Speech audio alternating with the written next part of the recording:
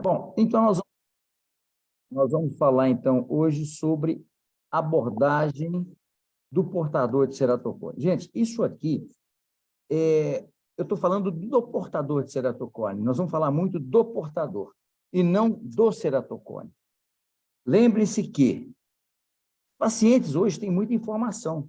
Então, a primeira coisa que a gente tem que fazer, quando a gente dá um diagnóstico de ceratocone, é a gente primeiro saber o que já foi feito de tratamento, quais os tratamentos realizados, quais os exames que esse paciente tem, e, principalmente, a gente tem que mudar o foco, porque o paciente que tem ceratocone, ele entra na internet, ele só vê problema, só vê desgraça.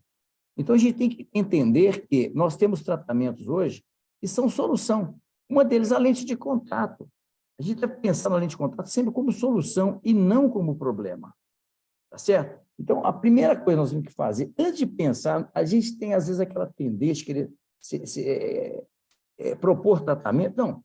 Primeiro, vamos ver como é que estão as condições desse paciente, né? Se ele está em condições de submeter-se a algum tipo de tratamento. Muito importante a gente entender que esses pacientes com ceratocone, eles têm um problema psicológico. Isso foi muito interessante num artigo que foi feito pela Luciana, amiga nossa lá de Curitiba. São pacientes pessimistas, retraídos e inseguros. Você tem que melhorar a autoestima desses pacientes para que você possa tê-los em condições de seguir as suas orientações. Certo? Sempre ver também outra coisa, qual que é a exigência desses pacientes? Qual que é a profissão desses pacientes? Isso é muito importante. Outra coisa, quando a gente tem uma doença, a gente acha que aquela doença só nós que temos. Explique para os pacientes que não é uma doença rara. 150 mil novos casos são diagnosticados por ano no Brasil. Explicar para os pacientes que, se você não coçar os olhos, você tem uma grande chance de não deixar esse ceratocone progredir. Eu sempre explico para os pacientes essa manobra, gente. Faça isso no dorso do nariz com força. Essa manobra de dorso do nariz, ela tira da pessoa a vontade de coçar. Outra coisa importante, pacientes com ceratocone, muitas vezes também têm, comitantemente, alterações da superfície ocular pelas próprias alterações das pálpebras. Trate também esse olho seco, porque o olho seco também, ele muitas vezes leva ao prurido. E lembre-se que tratar de alergia não é uma coisa tão simples. Às vezes a gente precisa de um especialista em alergia. Não deixem de usar esse artifício, certo? Existem hoje muitos nomogramas de tratamento, né? Está constantemente evoluindo. Então, quando a gente vai falar com o paciente de ceratocone pela primeira vez, muitas vezes são crianças, são jovens, então a gente tem que desfazer alguns mitos. Ceratocone não leva a cegueira. Pode levar uma deficiência visual se não for tratada, né? Lembrar que outras pessoas na família devem ser submetidas também a um controle para ver se não tem a doença na família, porque é uma doença hereditária. Outra coisa também que é muito importante, que eu gosto muito, é de quando eu tenho um paciente com ceratocone, eu peço ele para voltar num dia onde eu vou ter controle de ceratocone. Os pacientes entenderem que tem tratamento e que eles podem se beneficiar e não vão ter risco de perder a visão. Certo? Agora, é muito importante também a gente não ficar criticando o que fez, o que foi feito ou o que não foi feito. Dizer, se você tivesse me procurado antes, eu não teria chegado a esse tipo de coisa só serve para estressar o paciente. Certo? Elabore a possibilidade de voltar a usar lente de contato, mesmo que o paciente tenha experiências prévias negativas. Existe uma diferença entre quem não se adapta e quem não tem motivação de usar lente de contato. O paciente com ceratocone, ele sempre pensa na possibilidade de transplante. Converse com o seu paciente, dizendo que se o tratamento é para evitar o transplante. Se a gente fizer um tratamento adequado, ele tem uma grande chance de evitar um transplante e preservar a visão. Se ele for inicial, o tratamento objetivo é não deixar evoluir. Agora, se for avançado, o objetivo é não evoluir para transplante. E lembrar sempre, com qualquer doença, o melhor tratamento é a prevenção. Então, se você pega um ceratocone no início, o paciente, você deve dar os parabéns à família por ter tido o cuidado de tratar aquele paciente, de levar ele para tratar antes da sua evolução. Gente, eu gostaria agora que vocês prestassem bastante atenção nesse gráfico. Isso aqui é um trabalho que eu sempre questiono como é que um trabalho desse passou por um comitê de ética. que os pesquisadores fizeram? Eles pegaram crianças acima de 12 anos, mas crianças, um número grande, 94, com ceratocone inicial. E eles falaram assim, não vamos fazer nada com esses pacientes, vamos ver o que vai acontecer. Vocês observem que apenas 25% dos casos evoluem.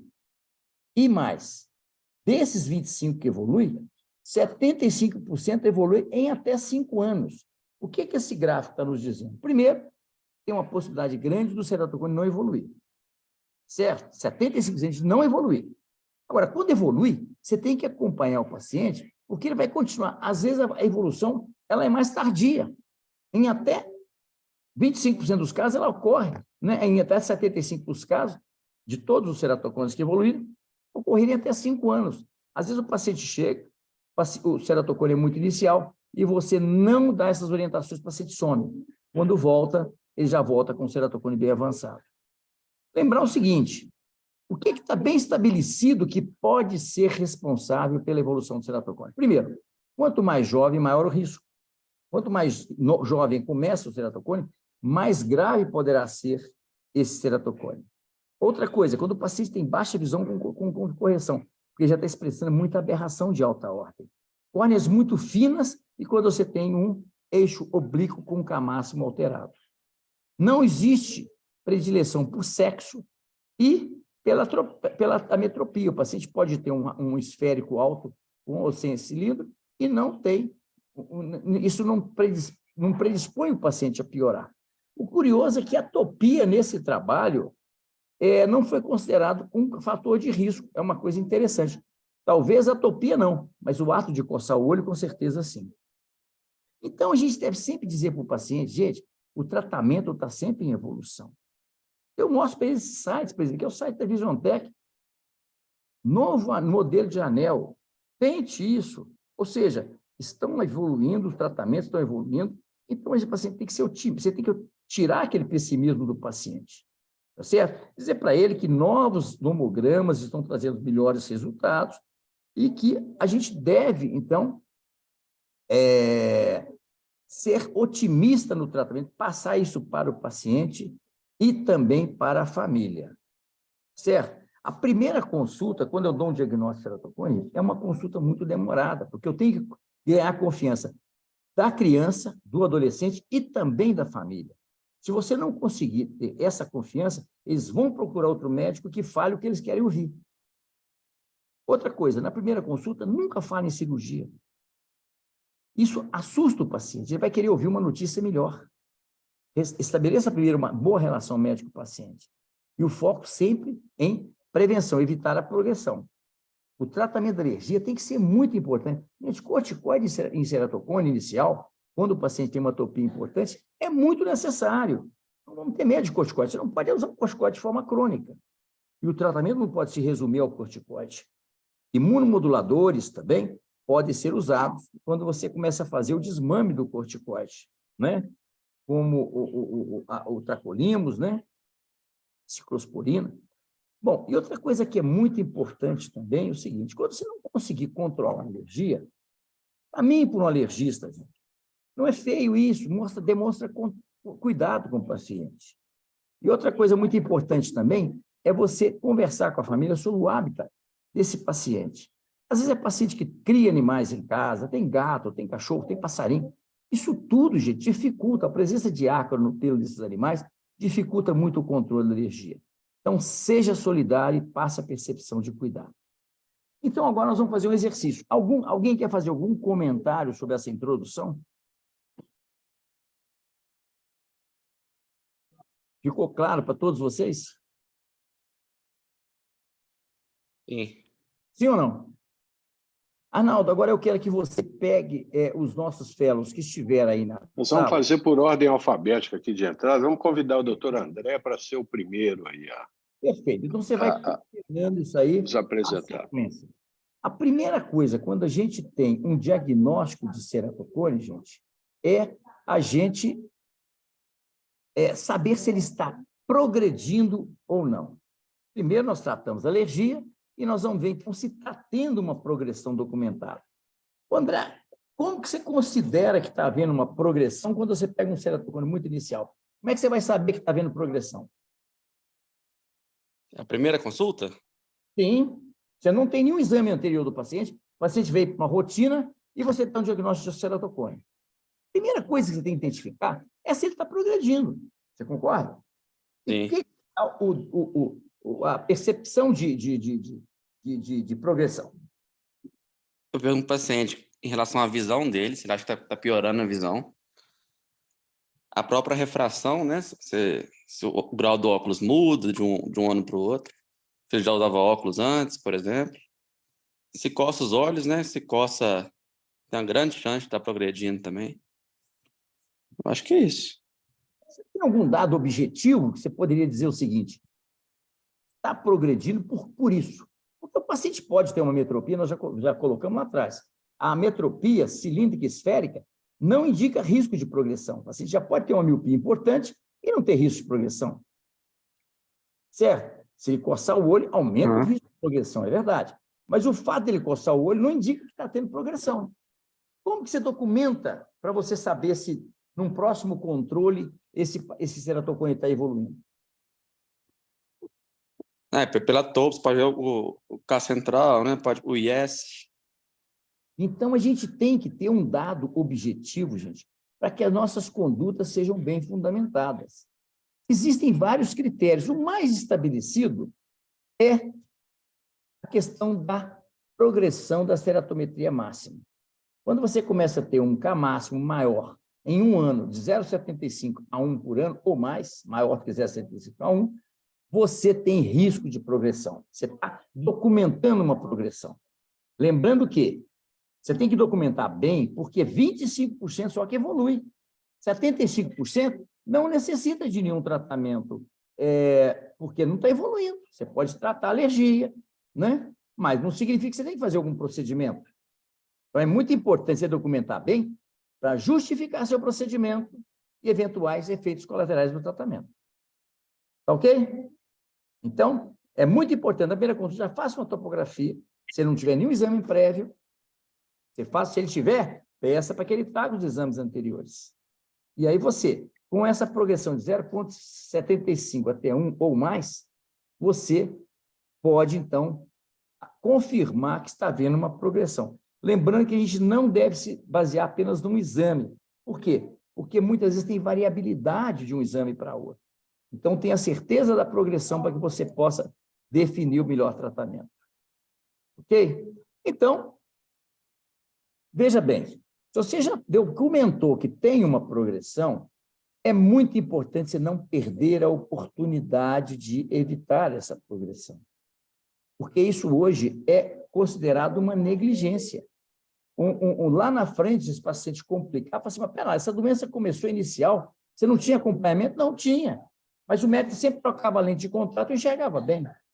Lente de contato não estabiliza o ceratocone. Então, aquele médico que fica trocando lente toda vez que o paciente vai porque mudou o ceratocone, ele está sendo negligente.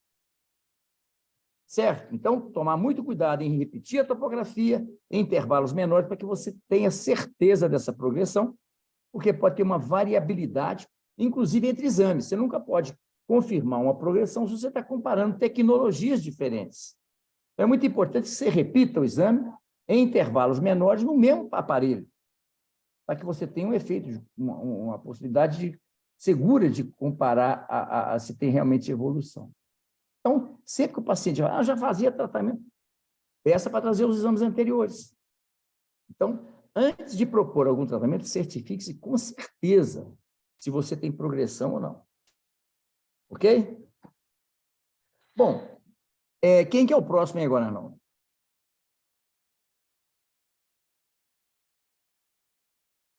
Reinaldo, vamos convidar a doutora Juliana para apresentar o próximo aí.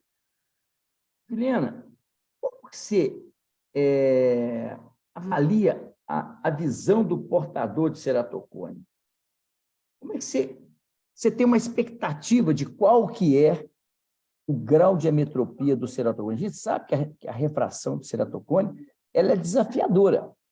Eu vou dar para vocês várias informações, vai ajudar vocês a fazer uma boa refração. Então, primeira coisa, ele tem que documentar se está progredindo ou não. Então, quando você atende um paciente com ceratocone, a primeira coisa que você deve fazer, como que você deve avaliar inicialmente a visão do paciente com ceratocone? Com a correção dele atual? Não entendi muito bem. Veja bem, muitas vezes o paciente já chega com um óculos, Uhum. certo? Agora, eu vou te afirmar uma coisa. A grande maioria dos óculos que são prescritos para pacientes com ceratocone são óculos feitos de forma inadequada. E eu vou ensinar vocês como fazer um óculos, uma correção adequada. A primeira coisa que você deve fazer, para você saber se esse ceratocone também está progredindo, é você medir a visão desse paciente sem correção. Isso vai nos dar uma informação muito importante, que é a expectativa de correção desse paciente a partir da visão não corrigida. Certo? Então, eu gostaria que você respondesse essas perguntas. Como é que você deve medir a acuidade visual? Então, primeiro sem correção, né? Perfeito, sem correção. Depois com a refração dinâmica Nunca e depois dilatar. com o pinhole. Perfeito. Aí você vai ter qual que é a visão dele sem correção e qual que é a visão potencial. Se ele não tiver uma visão potencial satisfatória, você tem que procurar outras causas, não é só corneano. Mas os cuidados que você tem que fazer ao medir a visão do paciente portador de ceratocone, Juliana? Observar se ele não está apertando as pálpebras por trás do Grins, Perfeito. a iluminação da sala. Perfeito. A iluminação da sala, assim, tem que ser uma iluminação ambiente. Você não pode fazer o teste, a refração no escuro. Você vai dilatar a pupila e vai expressar muita aberração. Você deve dilatar o paciente? Não. Não deve dilatar. Você pode dilatar, eventualmente, se você estiver suspeitando que ele está acomodando, para avaliar o esférico. Como avaliar, estimar a refração desse paciente, Juliana?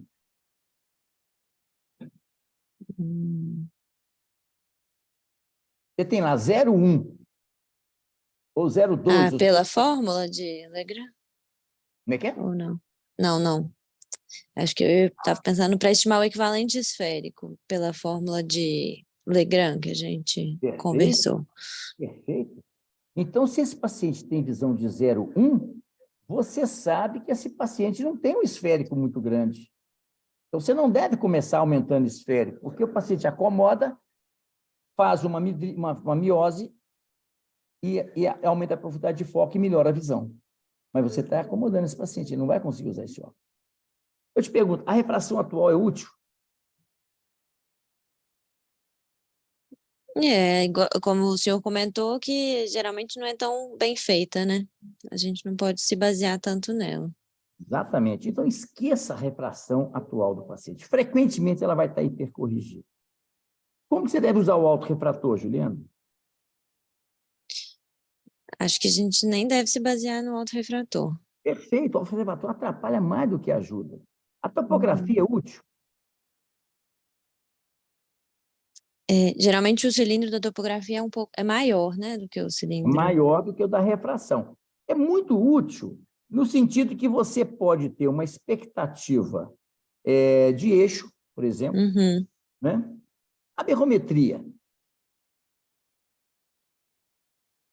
Pacientes com ceratocone geralmente têm uma berrometria alterada ou normal?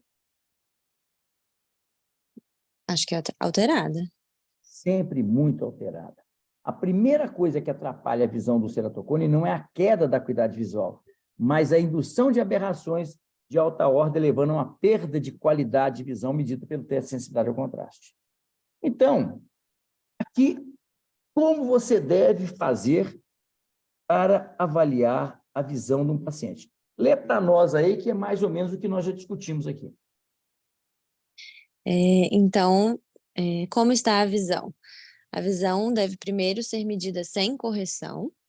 Lembrar sempre da fórmula acuidade visual é igual a 0,25 dividido pelo equivalente esférico. E outra O exame palavra, de... só um minutinho. Em outras palavras, o equivalente esférico é 0,25 dividido pela acuidade visual. Se o paciente tem uma acuidade visual de 0,1, você vai dividir 0,25 por 0,1, ele vai ter um equivalente esférico em torno de 2,5. E não 5, 6, 7, 8, como a gente frequentemente o paciente está usando. Ok? Uhum. Agora, se ele tem uma visão menor que 0,1, tem jeito de você avaliar qual que é a acuidade visual dele? Se é menor que 0,1? Uhum. O que você acha?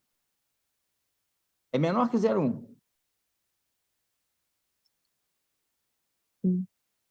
Tem jeito?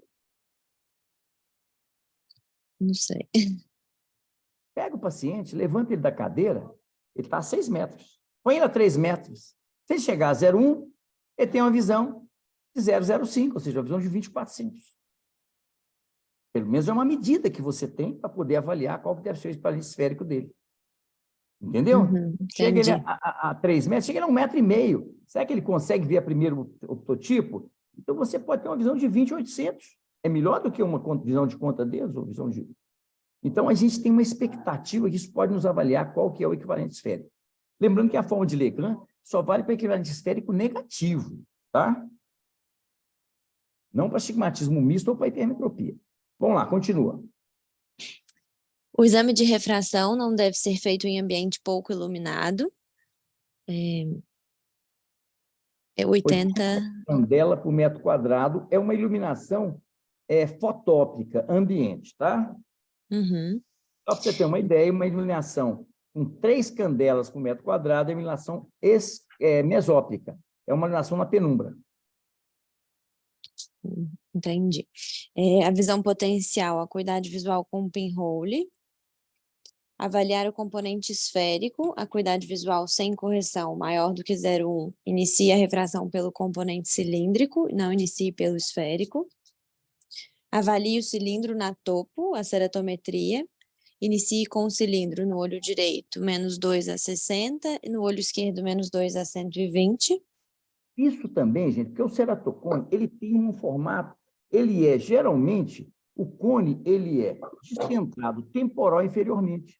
Isso faz com que o cilindro no eixo a 60, no olho direito seja 60, no olho esquerdo seja 120. Então, você testa primeiro o cilindro para ver se há uma melhora significativa da visão antes de você pensar em começar a aumentar o esférico. Ok. Ou o eixo próximo do K1. Perfeito. A refração dinâmica, observe fenda estenopeica.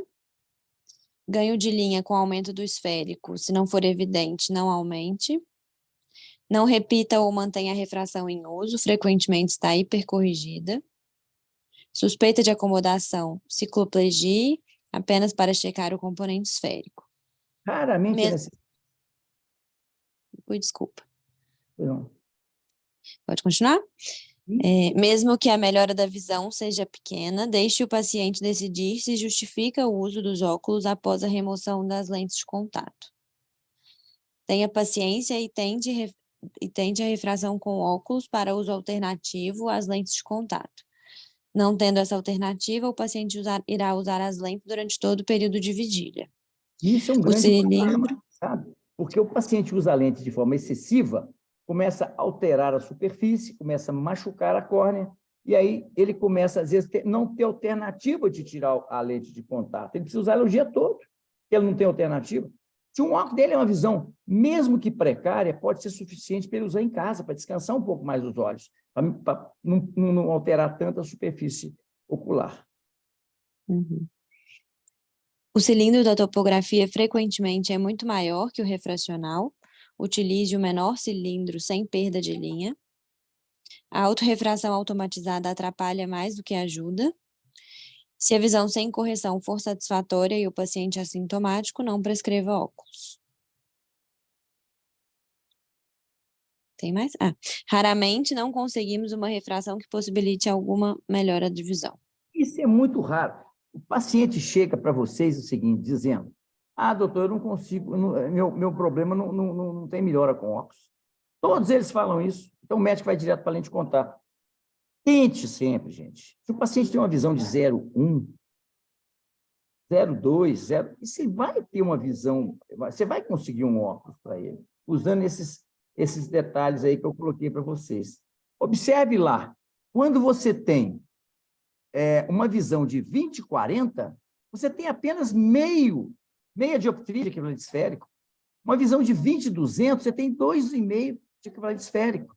20/400, você tem 5 de equivalente esférico. Então, tente, baseado nessa forma de Legrand, tente encontrar a melhor refração que permita a ele descansar um pouco as lentes de contato. Tá bom? Quem que é o próximo agora, não? Doutor Renato, deixa eu só fazer uma pergunta. Pode perguntar à vontade. Todos podem perguntar. É só um detalhe que eu sempre fico na dúvida. Essa questão do 0,75 ou uma dioptria em 1 ano, o senhor falou que é pelo K máximo, mas a gente pode olhar também o K1 e o K2? Ou é só o K máximo? Pode olhar o K médio. Você tem que ter uma documentação de aumento da ceratometria. Então, geralmente, o K máximo é o que mais, vamos dizer, preocupa. As classificações de ceratocone do Amsler, do Krumach, é baseado no K máximo. Por isso que eu estou colocando o K máximo. Mas se for o K médio, também ele tem valor. Okay? Tá bom. Uhum. Obrigada. Qual é o próximo, Arnaldo? Reinaldo, antes da gente passar para o próximo, eu quero complementar um pouquinho aí da fala da doutora Juliana e da sua. Realmente, pessoal, é extremamente importante que a gente prescreva óculos para aquele paciente portador de ceratocone. Como o Reinaldo já comentou anteriormente, a Juliana também, pacientes portadores de ceratocone eles têm córneas aberradas, ou seja, ele precisa ter um óculos, mas naturalmente que a qualidade da visão não será boa com óculos. Dificilmente você vai ter um paciente portador de ceratocone grau 2 ou grau 3 vai conseguir dirigir à noite com óculos. Porém, é importante que ele tenha um óculos justamente para ele não abusar das lentes de contato. Aquele paciente que é usuário de lente e muitas vezes fica 14, 16 horas por dia com uma lente de apoio corneano ou escleral, a chance dele ter uma lentopatia e uma complicação, uma erosão corneana, uma ceratite induzida pela lente é muito grande.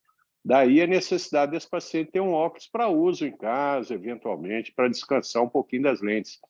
Eu costumo recomendar aos meus pacientes usuários de lente escleral, se ele tiver oportunidade no horário do almoço de tirar a lente, ficar 1, 2 horas sem a lente e recolocar na parte da tarde, isso vai diminuir muito a hipóxia corneana dele e vai propiciar que ele continue usando lente de contato durante bastante tempo. Outra coisa também que eu gosto muito de alertar os meus pacientes quando eu prescrevo um óculos para ele, é no sentido de informar que ele não deve fazer mais do que um óculos. Hoje em dia, a maioria das a gente tem que lembrar o seguinte, a ótica é um estabelecimento comercial. Todo estabelecimento comercial, o objetivo é vender e faturar o máximo possível. Então, é muito comum todos os fabricantes de lentes terem promoções, o paciente compra uma lente, ganha outra, compra uma armação, ganha outra, Então, eles têm uma série de artifícios de marketing para induzir os pacientes a muitas vezes comprarem 2, 3 óculos de lente solar, lente polarizada. Então, é muito importante que a gente oriente os nossos pacientes no sentido de não fazer mais do que um óculos, até porque esse óculos, muito provavelmente, de alguns meses, ele eventualmente deverá ser trocado. É muito comum eu, eventualmente, pegar pacientes lá que consultaram com outros colegas e chegam lá com uma sacolinha com 6, 7 óculos que foram... O colega prescreveu um óculos, não alertou o paciente muitas vezes vai numa ótica, a ótica vende 6 óculos para esse paciente, então, o que é um verdadeiro absurdo. Então, o paciente chega até deprimido, coitado. Muitas vezes ele faz uma compra de uma coisa que ele não tinha condição, muitas vezes na esperança de que ele vai ter uma qualidade de visão boa e muitas vezes ele fica muito decepcionado. Então, lembrar, toda vez que você prescrever um óculos para um paciente portador de córnea, alertar para não fazer mais do que um óculos. E lembrar para o uso desse óculos, para uso emergencial. Se esse paciente precisar trabalhar, se precisar dirigir, se tiver alguma atividade que requer atenção, ele deve trabalhar com lentes e não com óculos. Ok? Vamos convidar agora o Dr. Lucas Reis para apresentar esse próximo caso aí, por favor. Bom, Lucas, então é o seguinte, você deu o diagnóstico, tratou a alergia, o paciente está tendo uma progressão, mas a visão dele é boa com óculos. O que você vai fazer com esse paciente? Se a visão for 20/20, eu tentaria controlar os fatores de risco mesmo, passar um antialérgico, um lubrificante, e acompanharia esse paciente mais de perto. Agora, se a visão já for 20/25, 20/30, aí eu acho que já valeria a pena um crosslink para a gente tentar estabilizar. Porque, mesmo tendo a progressão, se o paciente ainda é 20/20, não é aquele cone super avançado, o crosslink, querendo ou não, piora um pouco a visão, né? Então, às vezes, eu acompanharia mais de perto só. Excelente, André. Então, obrigado. Então, se o paciente tem uma visão, se ele está tendo e a visão é satisfatória, realmente você não deve perder a oportunidade. Guardem, gente, isso. Perda de oportunidade. Isso, na prática médica, você pode considerar como uma negligência, quer dizer, a falta de intervenção, o paciente estava sob seus cuidados, e a sua falta de intervenção foi responsável pela progressão do ceratocone. Porque quando você está envolvido em algum problema judicial, o juiz faz quesitos. Quesitos você tem que responder objetivamente. Ele vai perguntar para você, tinha algum tratamento para evitar a progressão da doença? Você vai ter que dizer sim ou não. E o juiz sempre tem um médico perito para orientá-lo. Você vai ter que dizer que tem que sim. O juiz vai falar assim, mas por que você não fez? Então, você omitiu, você foi negligente. Quais as contraindicações do caso do crosslink? Agora, uma coisa é o seguinte, vocês indicarem o tratamento e colocarem no prontuário. Se o paciente não fizer, aí já não é mais problema seu. Você não tem que obrigar o paciente a fazer nenhum tratamento, mas você tem que ter você tem que orientar o paciente da necessidade do tratamento. Você põe lá, indicado crosslink. O paciente não fez, você coloca. O paciente não voltou para fazer o crosslink de acordo com a orientação dada. Então, aí você já se eximiu. Porque se ele perguntar, tinha alguma coisa para fazer? Tinha um crosslink. Por que você não fez? Porque o paciente não quis. Pronto. Aí é negligência da família do paciente. Vamos lá. Quais as contraindicações, André, ao crosslink? Paquimetria menor que 400 micra, um camaço maior que 60, 60 ou 80, agora fiquei confuso. Acho que é 60, né? Contraindicação relativa, né? Às vezes o paciente está com alguma atopia em atividade, ou tem algum quadro de ceratite herpética, e a gente teria que controlar isso primeiro, às vezes fazer uma profilaxia para depois fazer outro procedimento. Não sei se estou lembrando de mais alguma. Alguém quer complementar aí, gente? Eu Uma falei... opacidade corneana também significativa. Sim, a gente tem que ver qual que é a visão potencial desse paciente. Se ele tiver uma córnea com uma grande opacidade, um ceratocone muito avançado, isso não é uma contraindicação, porém, é uma limitação ao tratamento. Nós temos um colega que hoje é dos mais, vamos dizer, dos mais bem conceituados no Brasil, que é o Marconi Santiago. O Marconi faz crosslink em córneas com ceratometrias extremas. E depois, ele for o caso, ele põe anel, mas ele faz o crosslink mesmo em córneas avançadas. Eu não concordo com isso, mas ele faz, ele é uma autoridade. Então, veja bem, algumas contraindicações. Primeiro, você falou muito bem, o paciente tem uma visão normal, gente, não normal, mas uma visão, uma qualidade visual de 1, esse paciente vai perder linha de visão, mesmo na fase do Reise. O Telsai chama de Reise bom, que é a desorganização do estroma anterior, onde foi feito o crosslink. Até porque, se não tivesse Reise bom, o crosslink não foi eficiente.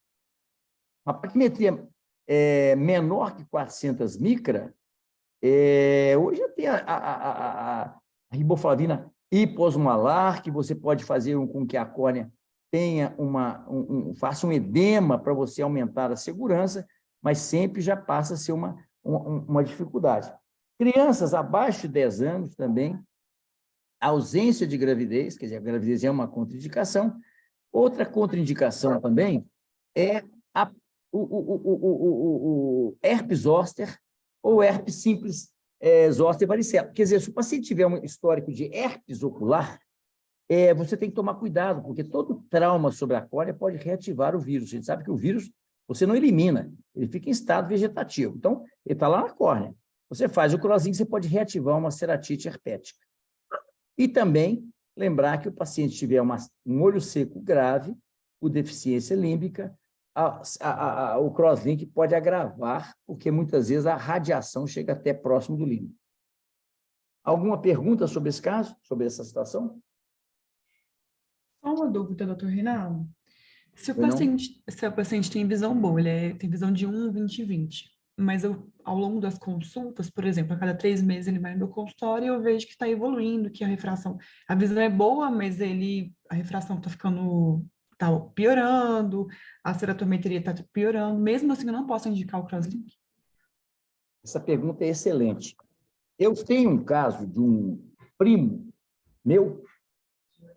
Esse primo, o seguinte, ele tinha visão 1, ele queixava piora da visão, e eu comprovei a piora da visão dele a partir do teste de sensibilidade ao contraste. A sensibilidade ao contraste desses pacientes, ela piora antes da acuidade visual, antes das alterações topográficas. Então, como ele estava tendo uma piora da sensibilidade ao contraste, estava tendo queixa de piora da visão, eu fiz um crosslink nele explicando que a visão ia piorar um pouco, mas que eu não queria perder a oportunidade de estabilizar aquele ceratocone. Hoje ele tem visão 1, ceratocone estável e muito feliz de não ter, e usa óculos hoje sem problemas, tá? Sim, porque eu penso que se eu perder a oportunidade de fazer o crosslink com visão boa, se eu esperar a visão piorar para fazer, então vai ser meio que uma forma de negligência também, né? Assim, no início vai piorar, mas depois a tendência é melhorar de novo. Sim, melhorar ou não, porque você tem complicações também com o crosslink. São descritos Sim. casos de melting, casos de infecção, casos de raise persistente. Ou seja, você tem que convencer a família de que o crosslink é seguro, mas tem efeitos colaterais. E ele pode levar a uma piora da visão. Por isso que a gente tem que tomar muito cuidado com a visão de 1. Porque se o paciente tiver uma piora importante da visão, ele tinha uma visão antes, uma visão de 20/20. Então, você tem que ter um cuidado de saber indicar no momento certo. Aí você tem que acompanhar esse paciente de perto, e começar a não ter um 20/20 ali, não conseguir ter uma visão de 1, aí você já tem uma tranquilidade maior, porque você tem uma documentação prévia que esse paciente está piorando a visão. Tá. Ok?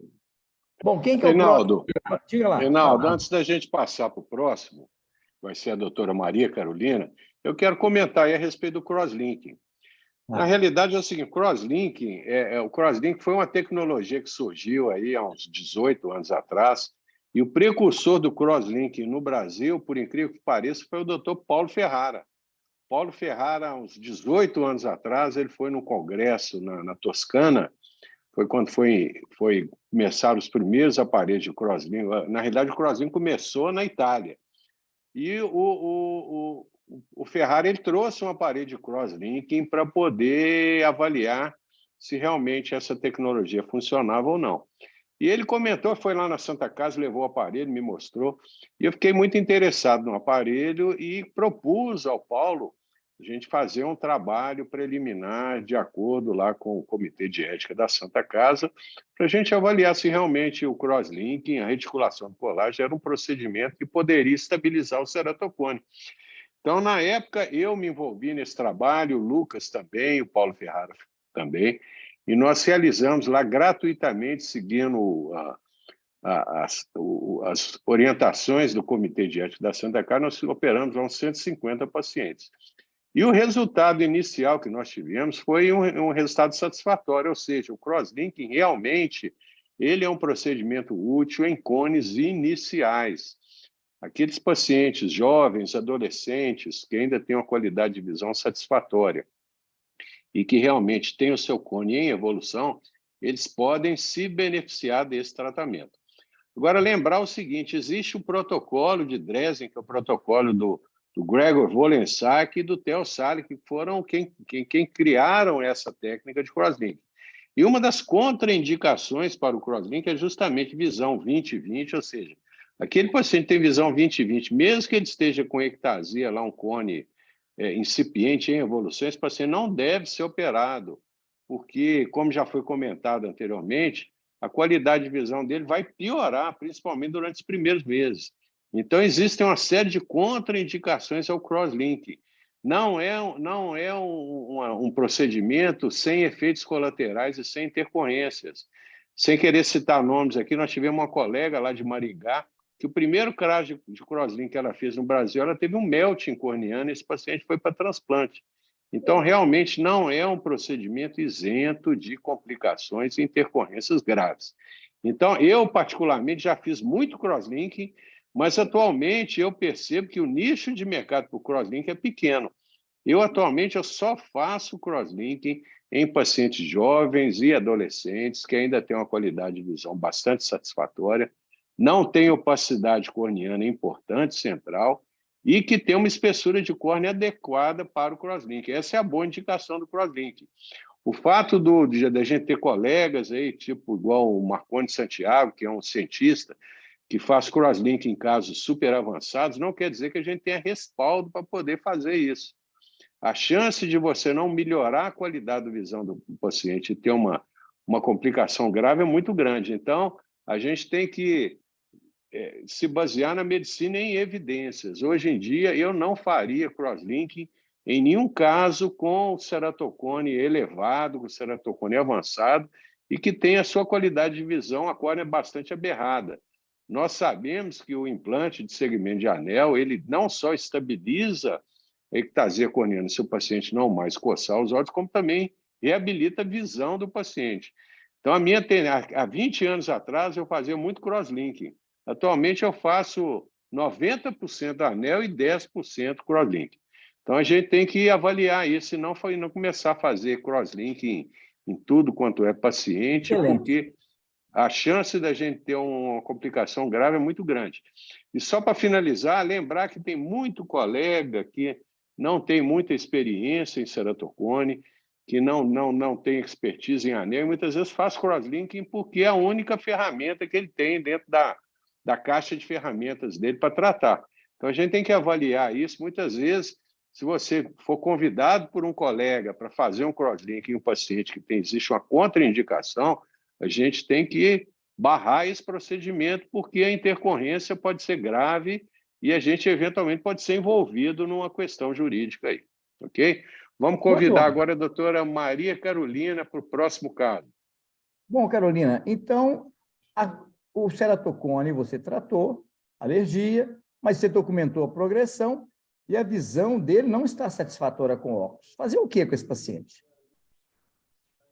Acho que vou fazer um teste de lente de contato, né? O que é? Um teste de lente de contato? Carolina, nós comentamos há pouco que você fazer lente de contato, usar lente de contato, não estabiliza o ceratocone. Será que é uma boa conduta você adaptar uma lente de contato, dar uma visão muito boa para o paciente, mas o cone dele está em progressão? Ah, tá. Eu tinha entendido que era só para ver a questão da satisfação da visão. Então, se está evoluindo, tem que fazer o crosslink, né? Mas a visão dele já é insatisfatória. Você faria também assim o crosslink? Se a visão está insatisfatória e o paciente está evoluindo, eu acho que sempre pode piorar. Eu acho que eu faria o crosslink se estiver evoluindo. Dependendo, avaliar o anel também, né? Que o anel faz as duas coisas. Pode ou não melhorar a visão e a refração, tendendo a melhorar, e estabilizar o cone. Tem que lembrar o seguinte, que há pouco tempo surgiu um trabalho do Sérgio Quitico, lá de Porto Alegre, mostrando que o anel em criança, ele não estabiliza o ceratocone, mas que em adulto, em muitos casos, estabiliza. Então, se o paciente tem uma visão insatisfatória, a primeira conduta é você procurar melhorar essa visão do paciente e, na verdade, deixar o crosslink para uma situação excepcional, porque se você estabiliza com o anel, você não tem que passar o paciente por um segundo procedimento. Uhum. Então, lente de contato, para mim, um cone em progressão, eu contraindico o uso de lente. Assim como eu contraindico também ceratometrias extremas para o anel, até opacidades. E se Mesmo eu fizesse? opacidades importantes, se ele tiver uma visão potencial satisfatória com o pinhole, eu coloco também um anel, mesmo com opacidade. Lembrando que a opacidade pode trazer um problema para o fento. O fento, muitas vezes, não corta. Essa semana, mais precisamente ontem, você viu um caso desse lá no Ocular Laser. O paciente tinha uma opacidade importante, o fento não fez o pertuito para a colocação do anel, eu tive que passar a espátula e romper, depois de alguma dificuldade, tomando cuidado para essa espátula não ir para a câmara anterior. Porque as lamelas na camada posterior da córnea, elas são menos compactadas e são mais... você delamina com muito mais facilidade. Então, se você passar uma espátula e passar rapidamente, facilmente, provavelmente você está na câmara anterior. Então, você tem que tomar cuidado de manter o delaminador bem horizontal e você tem que ver se você consegue romper aquela resistência. Você viu isso lá ontem? Sim. Uhum. Lembra? Mas se o paciente, por exemplo, o paciente está com a visão, não está satisfeito com o óculos, o cone está evoluindo. Então, a primeira coisa que eu vou pensar é fazer um anel. Se o paciente falar que eu não sei, por algum motivo o paciente não quer ou não pode fazer o anel, seria, então, certo eu fazer... Eu não estou entendendo. Como é que é? Por exemplo, se o paciente está com a visão ruim com óculos e o cone está evoluindo, só que aí por algum motivo ele não pode ou ele não quer fazer o anel. Seria uma opção, então, uma segunda opção, eu fazer um teste de potencial de visão com a lente de contato. Então, por exemplo, vamos supor que melhorou a visão. Tá. O paciente melhorou a visão com lente de contato. Sempre e aí vai eu melhorar. então. E aí eu faço o crosslink. Crosslink e a Você tem que lente. lembrar para o paciente o seguinte: o crosslink não vai melhorar a visão dele. Em alguns casos até melhora, tá? Porque, às vezes, No não tem caso, a lente seria tratamento. para melhorar a visão e o crosslink para tentar estabilizar. A primeira indicação que você deve dar para ele é do anel, numa situação Sim. dessa. Uhum. Agora, se ele não quiser colocar o anel, quiser colocar a lente de contato, você tem que ser muito objetivo com ele. Isso que você está querendo não vai estabilizar a doença. Eu não posso permitir que você piore a sua doença. Eu não tenho interesse de tratar de você se você não quer ser tratado. Porque amanhã esse ceratocone vai evoluir e eu vou me sentir responsável por essa evolução. Eu não quero isso. Então, se você não aceita a minha orientação médica, eu te sugiro que você procure um outro profissional. Simples assim. Sim. Uhum. Ok? Certo. Alguém quer fazer mais alguma consideração? Renan, eu tenho uma dúvida aqui. Então, o ceratocone está progredindo. A primeira opção para mim é o anel, então. Vocês estão... Se a visão estiver insatisfatória. Se a visão estiver insatisfatória. E aí, isso só em paciente adulto ou em paciente jovem também? Em paciente jovem, muitas vezes, o que eu faço? Eu procuro primeiro reabilitar a visão. Eu ponho um anel e falo com ele, pode ser necessário um outro procedimento. E acompanho de perto esse paciente, 4 em 4 meses. Se ele tiver alguma progressão do ceratocone, eu indico o crosslink depois do anel. Entendi. Então, você coloca o anel já, né, na esperança de, às vezes, talvez melhorar um pouco. Se a criança for muito jovem, se for coçador de olho, vai evoluir. Uhum. Aí você tem que fazer o crosslink depois. A gente considera sempre o anel porque ele pode ser que melhore a visão e já estabiliza, né? Não estabilizou, Sim. aí crosslink. Perfeito. Entendi. Reinaldo, Quem que é o próximo? Fala. Reinaldo, antes da gente passar aí para a doutora Victória, eu quero comentar a respeito desse comentário aí. É o seguinte, hoje eu operei um paciente de 17 anos de idade, portador de um cone, tipo pelúcida-like, que tinha uma visão de menos de 20/200. Era um paciente, você imagina, um paciente com 17 anos de idade, ele tinha menos de 20/200 de visão. Esse paciente, ele me procurou há 2 meses atrás, estava com uma atopia acentuada, um processo alérgico, um olho muito inflamado. Eu tratei essa atopia e vocês imaginam, como é que eu vou fazer crosslink em um paciente que tem visão 20/200? O que eu vou beneficiar esse paciente? Absolutamente nada. A qualidade de visão dele vai até piorar após o crosslink. Então, esse paciente, eu operei ele hoje, fiz os 2 olhos dele. É uma pena que não... Eu tinha lá alguns R2 da Santa Casa, lá no bloco cirúrgico, mas não tinha nenhum fellow. Então, esse paciente, 17 anos de idade, com visão menos de 20/200, eu implantei um segmento de anel de 320 por 250 em ambos os olhos, e o paciente, já com 10 minutos de pós-operatório, ele já relatava uma melhora boa da visão. Então, vocês imaginam, esse paciente eu vou ver daqui a 2 dias e certamente ele vai estar com visão pelo menos de 20/40. Então, a gente muda a visão do paciente, a gente muda a qualidade de vida do paciente. A gente pega um paciente que está com 17 anos, que não está conseguindo acompanhar nada na escola, que não está conseguindo, a vida acadêmica dele está péssima, porque ele não enxerga nada, mesmo sentando na primeira cadeira, e esse implante de segmento de anel vai mudar a vida dele. Então, não adianta, mesmo paciente jovem, adolescente, se a qualidade de visão estiver muito ruim e a visão a córnea estiver cheia de aberração, não tem indicação nenhuma para crosslink, até porque nós não vamos beneficiar em nada esse paciente. Então, essa é a mensagem que eu queria falar. Vamos passar para a doutora Vitória agora. Vitória, agora é o seguinte, você tem um paciente que a progressão, não está havendo progressão, tá? A visão está satisfatória com óculos. Qual que seria a sua conduta? É um portador de ceratocone, não tem progressão e a visão é boa.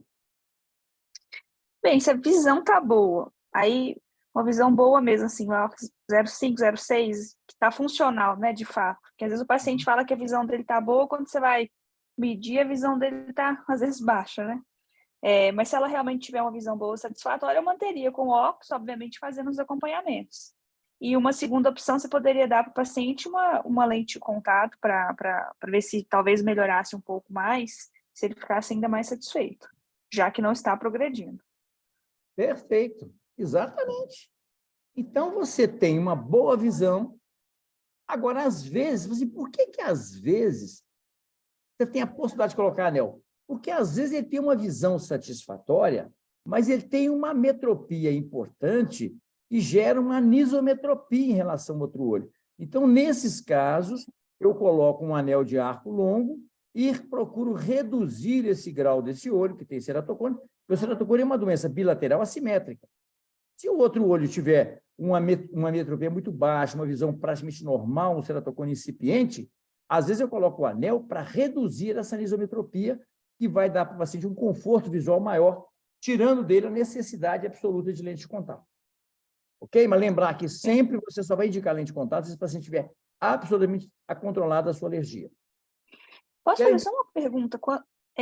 Você tem um paciente, às vezes você vai tentar adaptar uma lente de contato, normalmente aí já são casos até um pouco mais avançados. Aí, mas talvez se não fosse tão avançado, o anel poderia ter uma chance de regularizar essa córnea e depois fazer um teste de lente com esse intuito também?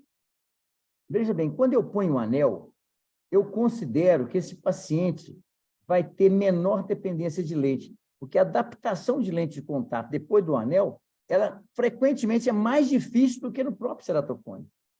Então, quando eu ponho um anel, eu não falo com o paciente que eu estou colocando um anel para depois usar uma lente.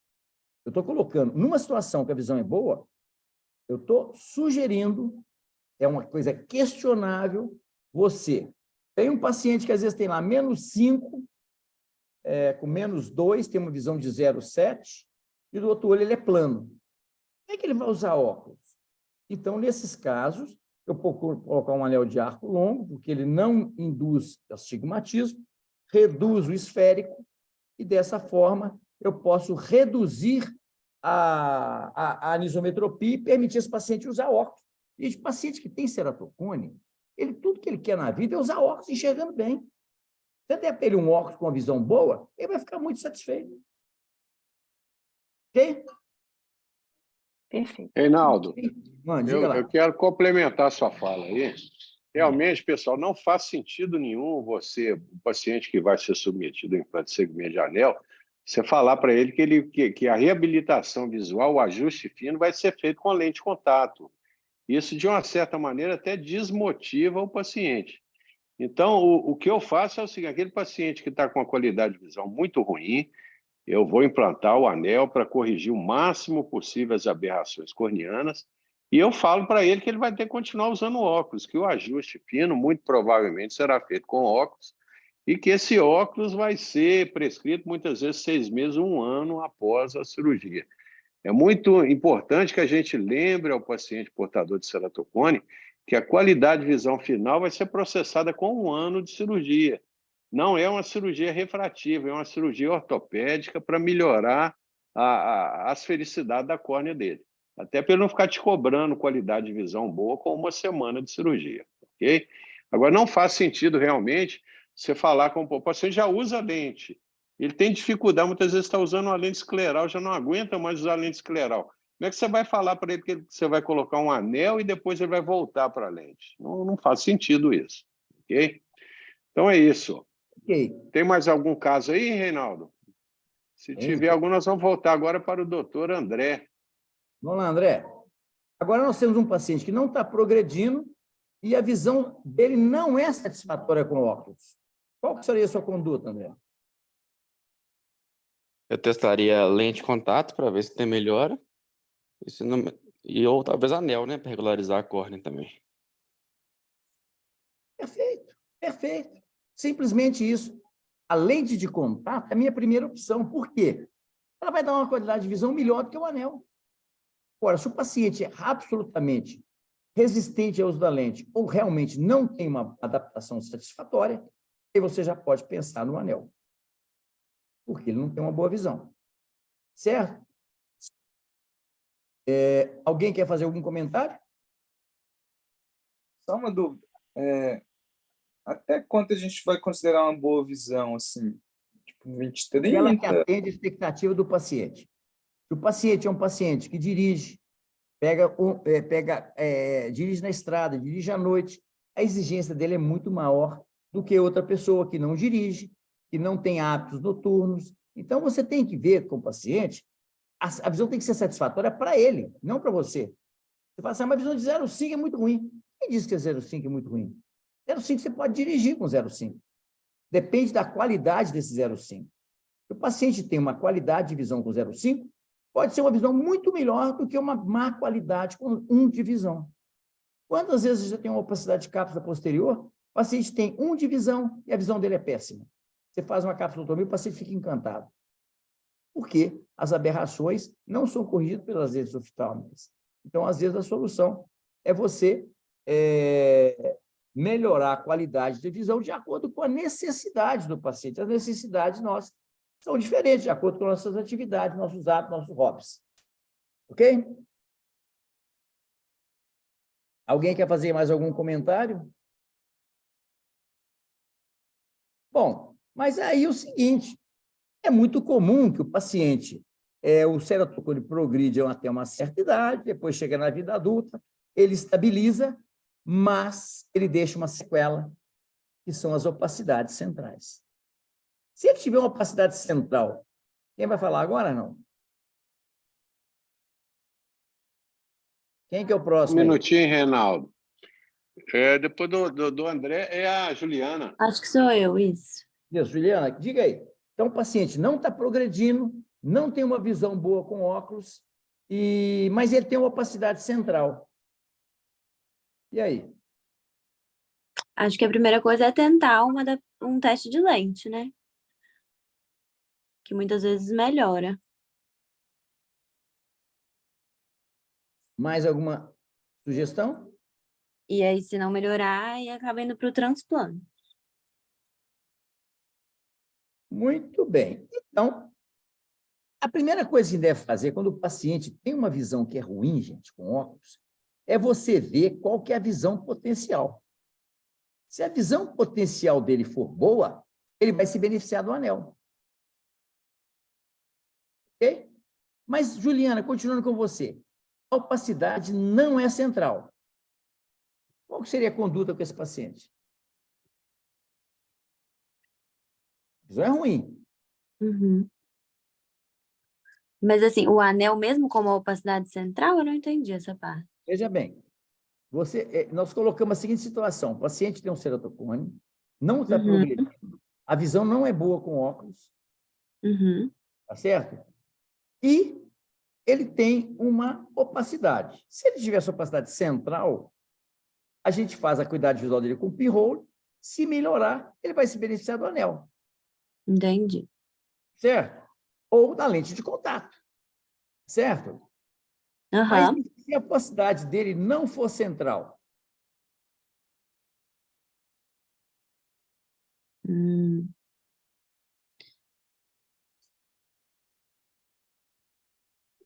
Às vezes... Vamos continuar aqui agora. A opacidade ela é central, mas não tem uma boa acuidade visual com o pinhole. Aí seria o transplante. Não tem. Qual seria a opção? O transplante de córnea? Exatamente. Olha, gente, olha quantas etapas nós passamos para levar esse paciente para transplante. Olha quanta alternativa que esse paciente teve. Mas agora, continuando aqui, a opacidade central, ela não é central. A opacidade central não tem opacidade central. O que seria a conduta? Vamos ver quem que é o próximo aí agora. Se a opacidade não for central, pode fazer testar a lente ainda? Ele tem uma opacidade e não é central e a visão não é boa. Quais as alternativas para esse paciente? Não é boa mesmo com o pinhole? Não, como a opacidade não é central, o pinhole talvez a visão dele com ou sem pinhole não vai fazer muita diferença. Às vezes pode, com a lente de contato, pode ser uma boa, não? Você não precisa, exatamente. Não precisa, teoricamente, não está afetando a visão central, então não tem interferência ali. Exatamente. Então, o que nós vamos fazer? Tem opacidade, não é central. Então, nós podemos pensar na lente de contato ou no anel. Agora, se esse paciente não tiver uma acuidade visual satisfatória com lente de contato e anel, então, esse paciente, então, a gente tem que pensar na possibilidade de um transplante lamelar profundo. O DALK. Se for central e for profundo, a gente provavelmente vai ter que fazer um penetrante. Doutor Reinaldo, e só uma pergunta, existe PTK, tem alguma possibilidade de fazer num paciente com ceratocone, com uma opacidade? Não está indicado. Porque você vai tirar na espessura da córnea e provavelmente você vai progredir a ceratocone. Sim. Eu não faria um PTK. O PTK sempre tira no tecido. Você vai tirar lá 50 micras, 70 micras, às vezes é o suficiente para esse ceratocone progredir. Agora, se essa opacidade for profunda, você faria o quê? Aí eu faria, aí um TX mesmo. Exatamente. Você vai fazer um TX. Então, gente, deixa eu ver se tem mais alguma coisa aqui. Não, acho que está. Então, aqui, para resumir essa história, você fez um diagnóstico, primeira coisa, a gente orientar muito o paciente, né? Pressione o olho, o dorso do nariz, próximo da glabela, vocês vão ver como é que isso tem um efeito maravilhoso para evitar a vontade de coçar os olhos. Então, se não tem sinal de progressão, a visão é boa com óculos, primeira coisa é óculos. Depois, lente de contato, em último caso, anel. Um paciente novo não é receptivo à ideia de cirurgia. Construa primeiro a relação médico-paciente. Então, Só para repetir, isso é tão importante, eu gostaria agora, quem que é o próximo aí agora? Eu acho que sou eu. Carolina? Eu acho que sim. Exato, doutora Maria Carolina. A prescrição de óxido de ceratocone, primeira coisa que a gente tem que fazer é isso. Você tem quanto tempo que você está sem lente? Faça uma topografia, tem algum sinal de Orpit? Não adianta fazer refração naquele momento. Ah, mas o paciente não pode ficar sem. Você vai ter que aguardar. O que eu faço quando o paciente tem um ceratocone grave bilateral, que eu quero residuar um óxido? Use a lente no olho só. Eu tenho que ter uma córnea, sabendo que essa córnea não tem problema de superfície, para que eu consiga te dar o melhor óculos possível. Certo? Então, vamos lá. Primeira coisa é ver se não tem o óculos. Continue agora, Carolina. Segunda coisa, avaliar visão potencial com pH, com pinhole. É muito importante. 3, avaliar componente esférico. Acuidade visual sem correção maior que 0,1 é evitar adicionar grau esférico. E lembra da fórmula... A fórmula de Legrand, para você ver qual que é o equivalente esférico para uma visão de 0,1. Geralmente não é mais do que 2,5. 4, avalie o cilindro na topo e na ceratometria. Inicie o cilindro com o cilindro no olho direito, menos 2 a 60, olho esquerdo, menos 2 a 120. Ou também avaliar o eixo do aproximado do K1. Lembrar que isso aí, gente, se o ceratocone é um ceratocone muito irregular, isso às vezes não funciona, mas é um ponto de partida. 5, refração dinâmica. Observe se está fazendo fenda estenopeica. Isso é muito importante, gente. O paciente faz isso sem perceber. Você que tem que dizer para ele, olhe atrás do Grins e fale com ele, não pode abrir o olho. Eu não quero que você aperte o olho. 6, iluminação ambiente. 80, eu esqueci o nome. Candela por metro quadrado. Candela por metro quadrado. Não faça refração em sala escura. Uhum. 7, ganho de linha com aumento do esférico. Se não for evidente, não aumente. Aquele paciente fala assim, quando você aumenta um pouco o esférico, assim, melhorou. Então lê. Não, mas não ganha linha de visão. Então não aumente o esférico.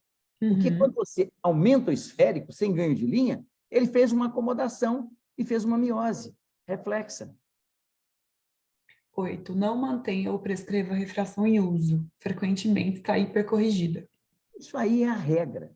Geralmente o paciente fala assim, minha visão com óculos é muito ruim.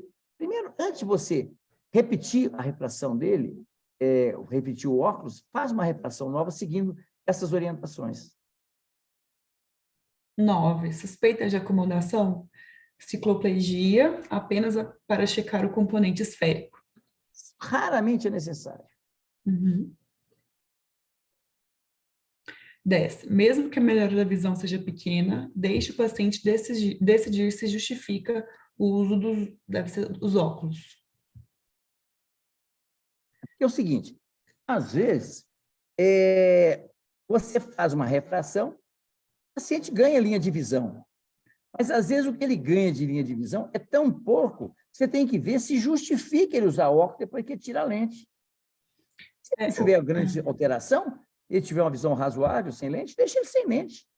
Deixa ele sem óculos também. O paciente fica muito feliz de não ser obrigado a usar óculos. Hoje, é só um comentário. Hoje eu atendi uma paciente com ceratocone que a visão sem correção era 20/50 do olho direito e 20/20 do esquerdo, sem correção. Quando eu fiz a refração, ela foi para 20/20 dos dois olhos, só que com o cilindro do olho esquerdo. Ela preferiu na refração o cilindro. Aí, o que eu ia? Ficou assim, -4 com -4 e pouco. Aí, o que eu fiz? Eu perguntei para ela se ela preferia com e sem. Porque do olho direito melhorava, mas o esquerdo era 20/20 sem óculos. Ela prefere sem. Não, ela preferia com óculos. Eu falei, olha, se você tampar o olho esquerdo sem óculos, você vai ver bem. Mas já que ela preferia com óculos, eu prescrevi o óculos. Se o paciente tem melhora, se ele tem a percepção de melhora, porque frequentemente o paciente, quando tem uma visão normal em um olho com ceratocone e tem uma visão alterada, que você ganha linha de visão no outro olho, ele muitas vezes ele não percebe essa melhora de visão, porque o olho dominante dele é o que tem menos aberração. Então, muitas vezes ele não percebe a melhora. Ele percebe a melhora quando você tampa o olho bom. Mas se você faz o teste com a visão binocular, muitas vezes esse paciente acaba não vendo. Eu orientei, deixei bem orientada, aí vamos ver. Uhum. 11. Tenha paciência e tente refração com óculos para uso alternativo às lentes de contato. Não tendo essa alternativa, o paciente irá usar as lentes durante todo o período de vigília. Isso é muito importante, viu, gente? Você imagina, gente, uma pessoa você tem que levantar à noite.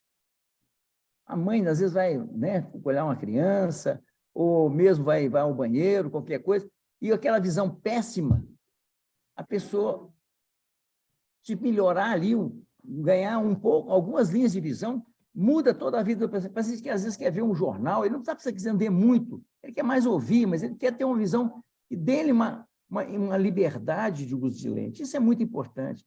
E o paciente já chega com aquela ideia que o óculos não vai resolver o problema dele. O óculos pode, sim, ser uma alternativa muito interessante. 12. O cilindro da topografia frequentemente é muito maior do que o refracional. Utilize o menor cilindro onde não tenha perda de linha. Perfeito. A autorrefração automatizada atrapalha mais do que ajuda. Com certeza. Isso aí raramente ela traz algum benefício. Raramente. Se a visão sem correção for satisfatória e o paciente assintomático, não prescreva óculos. Mesmo que ele tenha, gente, no olho pior, algum ganho de visão. Porque ele não vai usar esse óculos. Ele vai fixar com o olho dominante. Raramente não conseguimos uma refração que possibilite alguma melhora da visão. Então, é isso aí. Então, leve para casa isso aqui, ó. Portadores de cone são mais pessimistas, intuitivos, retraídos e inseguros. Trate o doente. Essa frase do Oscar Wilde é muito interessante. O pessimista é uma pessoa que, podendo escolher entre dois males, prefere os dois. Isso é típico do pessimista. O paciente ceratocone, ele é pessimista. Ele fica pensando em cegueira, pensando em transplante. Então, você tem que reverter essa expectativa negativa. Inicie o tratamento rigoroso, controle da alergia ocular. Se necessário, encaminhe para o alergista. Lembre que sempre esses pacientes têm alguma alteração de superfície. Esse movimento na glabela, no dorso do nariz, gente, ele é mágico. É impressionante como isso ajuda. O paciente, às vezes, tem vontade de coçar, ele faz aquela pressão. Porque, às vezes, ele está num lugar que não tem jeito de pingar um lubrificante, ele não tem jeito de pingar um soro gelado, ele está na rua. Então, para ele não coçar, se ensina ele a fazer essa manobra. Cuidado no diagnóstico de progressão. Não compare tecnologias diferentes. Uma coisa, gente, é uma topografia, outra coisa é uma tomografia. Não dá para comparar. Não criticar o que foi feito ou não foi feito anteriormente. É muito importante. Vocês nunca vão me ouvir fazer alguma crítica a algum colega. Não é porque isso é corporativismo, é porque eu não estava naquela consulta, então seria imprudência minha de eu emitir uma opinião sobre uma situação que eu não vivi, então eu não posso emitir uma opinião. Então, quando o paciente me procura, chegando já reclamando muito do colega, eu falei assim, ó, eu falo sempre com o paciente, ó, a relação de médico com o paciente é mais ou menos igual a um casamento. Se você resolveu mudar de parceiro, deixa o outro para trás, porque se você trouxer essa relação a 3 aqui, não vai dar certo. Ou você deixa o outro médico para trás, e nós vamos começar uma vida nova agora, ou então não tem jeito, porque se você continuar toda hora falando no seu ex-médico, isso vai dar problema na nossa relação. Sim. Falo isso, evidentemente, com bom humor, para que o paciente entenda que eu não quero saber como é que foi que aconteceu as coisas lá com ele lá. Seja otimista. De pessimista já basta o paciente. Sorriso, gente. Qualquer ganho, às vezes uma ganho de linha de visão, que maravilha, sua visão agora melhorou. Você já ganhou mais uma linha de visão. E sorrir para o paciente, para a família, dar os parabéns. Isso ajuda o paciente a fidelizar o tratamento. Lente de contato não evita a progressão do cone. A piora da visão indica progressão, não substitua as lentes de contato. Gente, quantos pacientes a gente atende? O paciente ficou anos com o especialista em lente de contato, trocando a lente todo ano, e o cone progredindo. E o cone progredindo. Isso é negligência, gente. Isso tá errado. Se a acuidade visual sem correção for maior que 0,1, será possível boa visão com óculos. Suspender temporariamente o uso das lentes de contato. O médico, muitas vezes, induz o paciente a acreditar que óculos não resolve. Então, eu falo assim, vamos parar com a lente temporariamente, mas a minha ideia é parar com a lente definitivamente se ele conseguir uma boa visão com óculos. É isso que ele quer. E muitas vezes a gente consegue. A maioria dos cones evoluíram porque os pacientes estavam bem adaptados com lente de contato. Esse é que é o problema. O médico vê a lente de contato como uma fonte de renda e fica trocando lente periodicamente. Isso não é uma medicina de qualidade. O tratamento precoce do ceratocone muda a história de vida de uma pessoa. O ceratocone é muito mais comum em portadores de síndrome de Down. Se tiver indicação para crosslinking ou anel, considere o tratamento sob anestesia geral. Bilateral e ficção, melhor não. Isso já aconteceu, gente. Um colega tinha um paciente com síndrome de Down, muito mais frequente, tá? Em torno de 20% dos pacientes com Down têm 1 grau de ceratocone. E o colega, para poder aproveitar que era uma anestesia geral, para fazer o paciente submeter a um procedimento só, ele fez a cirurgia bilateral, a criança teve uma infecção bilateral e perdeu a visão. Então, você vê que, às vezes, a gente quer ajudar e a coisa acaba não saindo do nosso controle. Bom, gente, era isso que eu queria trazer para vocês sobre a abordagem do paciente portador de ceratocone. Eu espero que tenha sido útil para vocês. E agora eu estou à disposição para tirar as dúvidas de vocês. Posso tirar uma dúvida aqui? Deve. Foi um paciente que eu atendi semana passada. É um paciente com ceratocone, ele já tinha feito um anel no olho direito, e aí ele tinha uma refração, na refração que ele trouxe, né, do óculos dele, de menos 6,5 de esférico no olho direito, que é o que tem anel, e menos 5,25 de esférico com 2,25 de cilindro no olho esquerdo, e ele era 20/40. Aí a visão dele sem correção era 20/80 e 20/100, dava um Legrand de 1, mais ou menos. E aí eu fui fazer a refração mais ou menos igual vocês estão ensinando aqui a gente. E a minha refração deu menos 2 de esférico com menos 2 de cilindro e menos 1,75 com menos 3,25. Então, diminuiu bastante o esférico, mas acabou que deu um pouquinho de cilindro no olho direito, que ele não tinha, mas ele manteve a mesma visão de 20/40. Aí eu fiquei na dúvida, tipo, qual refração que passaria? Isso poderia ser as duas, que o paciente gostasse mais? Você tinha feito alguma coisa errada? Não sei. Você tem que tomar cuidado aí com o eixo também, tá? Porque o eixo tem que ser muito preciso. E quando você for testar o eixo, teste de 5 em 5 graus, o paciente não vai conseguir perceber diferença. Teste primeiro por quadrantes, depois você vai para 30 em 30, depois de 20 em 20, depois em 10 em 10, se o paciente conseguir perceber diferença. Agora, lembre-se que se o paciente já está acostumado a usar um óculos com um esférico muito alto, é porque ele está acomodando. E acomodar dá à pessoa, um jovem, uma percepção de conforto visual, porque aumenta a profundidade de foco. Então, se você reduzir muito o esférico, você tem que prevenir esse paciente que talvez ele estranhe aqueles óculos durante algum tempo, mas que ele, com o tempo, ele vai ter um maior conforto. Agora, se esse paciente está hipercorrigido, está assintomático, e você não conseguiu um ganho de visão com uma refração muito diferente, você tem que tomar cuidado, porque provavelmente ele está acostumado a manter aquele espasmo de acomodação e vai ter dificuldade de adaptar com o óculos novo. Então, isso aí depende muito da relação médico-paciente para você convencer o paciente que você está fazendo o que é ideal, que o que ele estava usando não era o adequado. Mas sempre lembrando que mudanças muito grandes, se você não tem um ganho de linha, tem alguma coisa de estranha aí. Às vezes você teve que aumentar o cilindro porque não estava no eixo correto. Porque quando você tira o cilindro do eixo correto, Para você conseguir a mesma acuidade visual, você tem que aumentar o cilindro. Então, passa essa regrinha do Legrand e vê quanto que ele tinha de acuidade visual sem correção. Se ele tinha uma acuidade visual com correção acima de 0,1, ele não vai ter um equivalente esférico muito alto. Entendi. Não, beleza. Alguém quer fazer mais alguma pergunta, gente?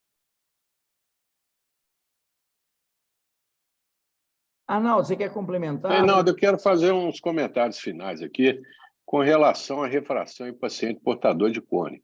Eu concordo com você que o autorrefrator ele não nos auxilia bastante, não nos auxilia no sentido da gente poder confiar, no sentido de poder fazer uma refração baseada na autorrefração. Eu uso lá na clínica 2 autorrefratores diferentes em todos os meus pacientes, justamente para ver se a autorrefração de um aparelho está combinando com a refração do outro.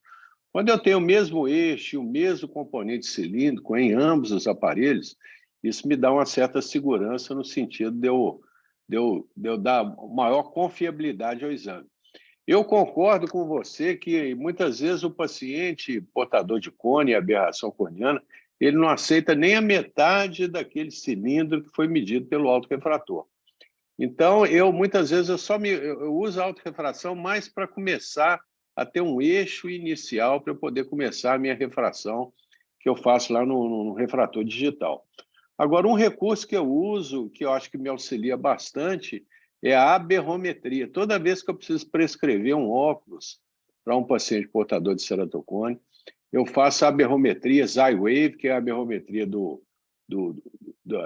das aberrações totais do olho, e muitas vezes eu me baseio naquela aberrometria inicial para poder iniciar a refração do paciente. E os resultados realmente são muito bons.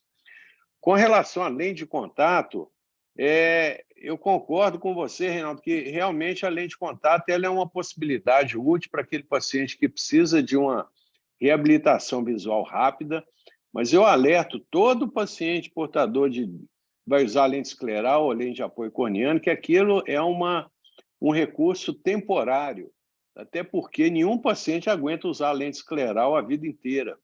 A lente escleral, ela, pelo fato de ela ter pouca mobilidade, ela induz a uma hipóxia corneana, que, eventualmente, se o paciente abusar da lente, ele vai ter uma piora na sua ectasia corneana. Então, eu alerto todo paciente que eu adapto lente escleral, eu alerto que aquilo é uma solução temporária e que não é uma solução definitiva e que ele realmente não pode abusar de um número muito grande de horas por dia da lente. Então, basicamente é isso. Lembrar também, pessoal, que semana que vem, quem que vai dar aula semana que vem qual que é a programação da semana que vem? Vocês sabem me dizer. O doutor Giovanni já passou ontem aí a programação da aula da próxima quarta-feira. Quem que seria? Acho que deve ser a doutora Ana. A doutora Ana não está presente hoje, né? Porque ela viajou lá para a cidade dela. Mas não tem problema. Agora, lembrar o seguinte, que essas aulas elas têm que ser feitas com uma certa antecedência e se, eventualmente, vocês tiverem alguma intercorrência, algum problema lá que impossibilite vocês de darem aula, é imprescindível que vocês peçam ao colega, já passa a aula pronta para o colega para que ele possa dar aula para vocês. Tá? A gente, em hipótese alguma, a gente pode deixar de ter aula por algum problema aí da dinâmica de atendimento de vocês. Ok? Alguém gostaria de fazer mais alguma pergunta, algum comentário? Parece que a internet do Reinaldo caiu. Então é isso, pessoal. Então, bom feriado a todos e estamos juntos aí na quarta-feira que vem. Tá bom? Um abraço a todos. Bom feriado. Tchau, muito obrigada. Boa noite. Boa noite. Obrigada.